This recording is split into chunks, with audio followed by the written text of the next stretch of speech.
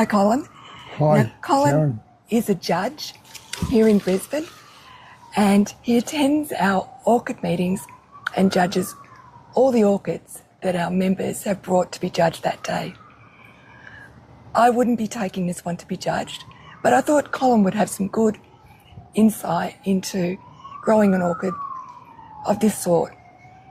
I took it out of the plastic pot that it was growing in because I clearly overwatered it and all the roots went black and mushy. So because I enjoy watering so much, I've attached it to this wooden tray.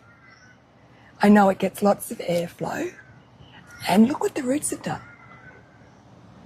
The roots have grown through. Absolutely fabulous. As they would in nature, right? And since doing that, I can see lots of healthy root growth.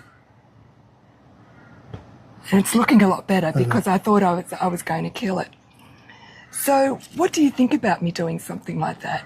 I think that's an absolutely fabulous idea because orchids love, especially this type, likes to be wet and then dry out completely and carry on doing what it does in producing more leaves, more stems, growing new eyes to produce the next year's growth, and it's getting the oxygen, and then it gets the heavy watering, and that is the main two things that this orchid needs. A bit of fertilizer, yes, that's okay, it comes in.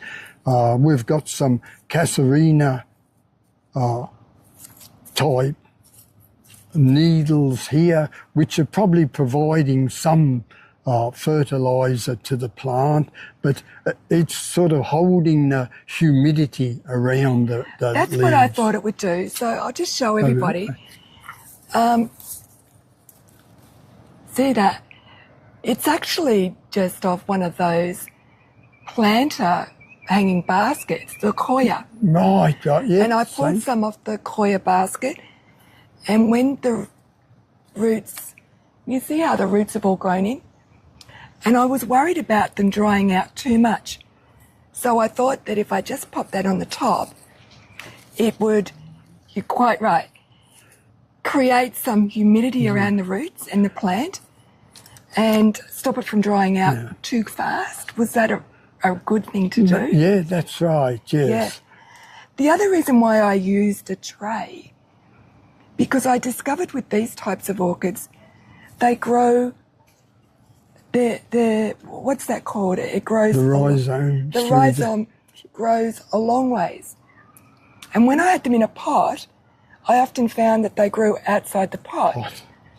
So I thought this might be a way that it can grow, fill the wooden basket, and feel more like it's growing on a tree in a rainforest. Exactly. Yes, that's right. And you'll find that, I mean, as this one is, it's all growing one way, so it's looking for the sun. It's heading towards the sun, so probably to turn it around so that the sun is going to hit, coming in from this angle, will then straighten it up and will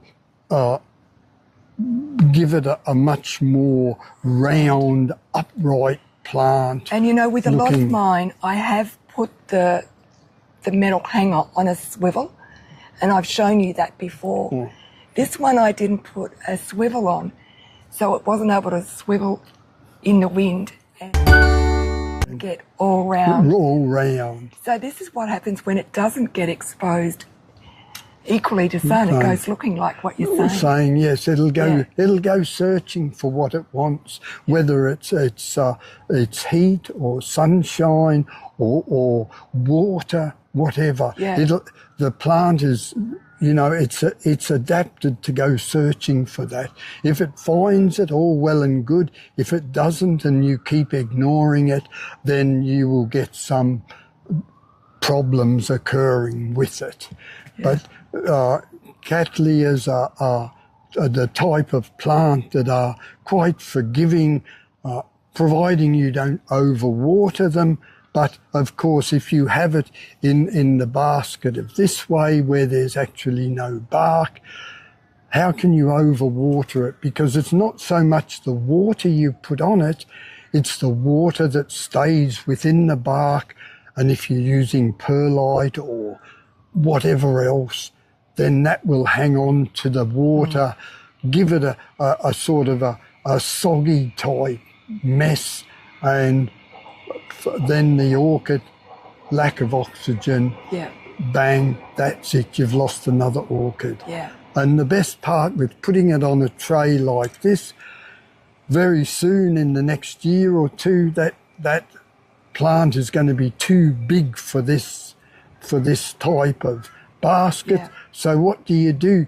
You just make another basket a little bit bigger than this basket and just sit this in it, tie it down to that basket. How easy is that? How easy is that? And stick it back up to where it was, hanging or on the bench or wherever, and away it will go again until you really have to turn around and say, do I divide it or whatever on that? And that's a decision you have to make at the time when it reaches that stage. When I put it on this tray, it didn't have this was the new growth there, nor this one. So when I started seeing all these new growths appear, I knew that this plant was going to be happy on this tray. And that would be the same for people that have got plants, they bring it home, they've bought it, they put it in a position. If they don't see any growths or any development, then it's okay to find another position for the plant, right? Exactly. It's a matter of experiment, because a plant that would suit your growing conditions here, hanging up there from that beam, if I tried to do exactly the same at home with this plant, it would have a totally different result.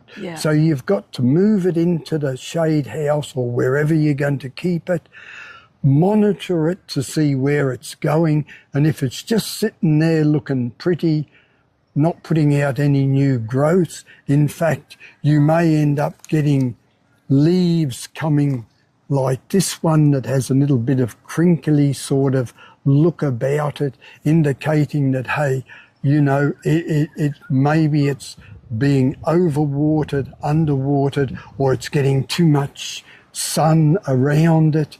Then you've got to... Can I show everybody that? That's the one you're talking about. That's the one we're talking about. And even this stem part feels really crinkly. Could I just cut this off? Yes. That wouldn't... The thing I personally would not cut that off, because orchids are very good at recycling. We've discovered recycling in the past 30 years or something at home, but orchids have been doing it for thousands of years, and they will take every ounce of sugar, of minerals, everything from here, and that will be taken into the rest of the plant. Eventually that will go yellow and it'll go brown, and that when it's brown, it's then had it. That's when you cut it off. And unfortunately, it looks a bit ugly to have this yellowish type of thing that's going off.